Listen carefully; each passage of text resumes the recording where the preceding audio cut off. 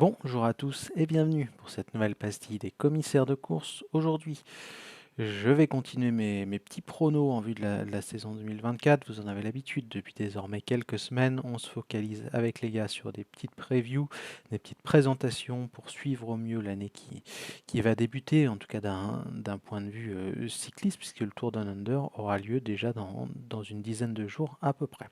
Bref, aujourd'hui, je vais me focaliser sur les coureurs français, essayer d'établir une petite hiérarchie entre les meilleurs coureurs tricolores, histoire de voir qui peut briller la saison prochaine. Je vous ai mis un petit peu le classement UCI de la saison 2023, comme ça vous permet en même temps d'avoir un aperçu de la hiérarchie de la saison dernière. Et nous, on va se focaliser peut-être sur un top 5, top 6, top 7. On va voir en fonction de l'évolution de la petite pastille ce qu'on va faire, mais en tout cas, on va essayer d'établir une hiérarchie entre les meilleurs. Tout d'abord, Christophe Laporte, je pense que c'était le meilleur en 2023, il n'y avait pas photo. Et pour moi, ça sera toujours le meilleur en 2024. Je ne m'attends pas à une saison aussi bonne quand même de la part de Christophe Laporte par rapport à l'an passé, parce qu'il y a quand même eu un facteur réussite qui a été très élevé sur le championnat d'Europe, où c'était pas forcément le plus fort, sur certaines classiques, où Wout van Aert lui a laissé la victoire. Je serais quand même assez surpris qu'il y ait ces circonstances favorables qui se remettent en place une deuxième saison consécutive. D'autant plus que là, Van Aert, clairement, il a fait une moins bonne saison que Laporte l'an passé. Donc je le vois vraiment très très mal redonner des victoires de prestige aux Français. Et il y a forcément, vous le savez, chez Jumbo Visma, le collectif qui rentre en ligne de compte. Ça a bénéficié à Christophe Laporte l'an passé. Ça peut être cette année Van Barle, Benoît, etc., qui bénéficient de la force de frappe de la formation néerlandaise. Donc Laporte, toujours meilleur coureur tricolore selon moi, mais je le vois quand même moins bon que l'an passé. En deuxième, ça sera forcément pas Thibaut Pinot, puisqu'il a pris sa retraite. Mais je vois quand même un coureur de la Groupama FDJ, Romain Grégoire. Romain Grégoire, c'est peut-être un petit peu osé comme pari, mais je pense qu'il va vraiment, vraiment monter en gamme en 2024. Il a été très, très bon sur les épreuves du circuit UCI Europe Tour en 2023, mais pas que. Il a aussi brillé sur le World Tour. Et je pense que vu le talent qu'il a, il va encore franchir un cap cette année.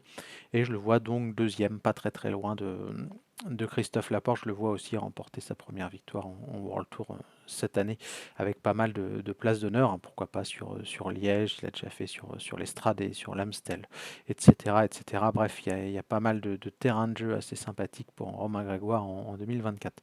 En troisième, je laisserai Valentin Madouas à la place qu'il occupait l'an passé.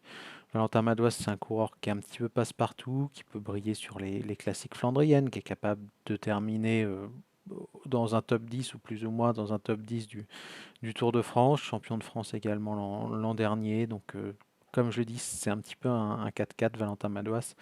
Et je le vois rester à la troisième place du classement UCI, et en tout cas des Français. Et pourquoi pas décrocher une classique en 2024. En tout cas, ça sera le souhait des supporters de la Groupama FDJ.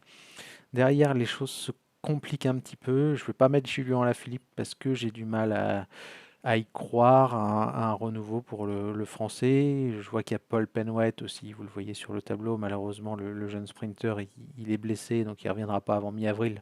Donc compliqué de le mettre aussi dans un top 5 ou un top 7.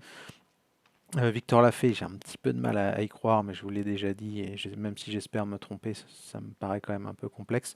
Donc en quatrième, je miserais pardon, sur Pavel Sivakov. Pavel Sivakov, certes, il arrive chez UE Team Emirates, mais il arrive avec un statut, je pense, et je suis pas certain qu'il est vraiment accolé à Tadej Pogacar tout au long de la saison. Il y aura des occasions pour lui, comme il y en a eu chez Ineos. Donc pourquoi pas imaginer un Pavel Sivakov, quatrième meilleur français de la saison. Mais je le vois dans un groupe avec ouais, peut-être un Romain Bardet, un Guillaume Martin, Brian Cocard. Je pense que ça va jouer entre ces mecs-là. Il y aura David Gaudu aussi, forcément, qui aura beaucoup à prouver en 2024. Et s'il est au top de sa forme, David Gaudu, il peut clairement viser un top 5 français. Donc voilà, j'avais dit que je donnerais un top 7. J'ai donné un petit peu plus de noms parce qu'il y a pas mal de mecs que je vois à peu près à égalité. Et puis c'est pareil, ça dépend un petit peu des circonstances de course. En tout cas, on espère une bonne saison pour les Français. On espère pourquoi pas des belles surprises hein, avec Lenny Martinez, avec Mathieu Burgodeau, avec Arnaud Démare, qui a l'air bien relancé. Et Arnaud Démare peut être concrètement, au moins au niveau du classement UCI, un candidat au top 5 parce que c'est un sprinter et on sait que les courses réservées aux sprinters rapportent quand même pas mal de points. Donc on verra bien. N'hésitez pas à faire vos paris vous aussi, à les mettre en commentaire si vous écoutez la vidéo sur YouTube ou à répondre sur Twitter si jamais c'est sur Twitter que vous l'écoutez. Bonne journée à tous, ciao et à bientôt.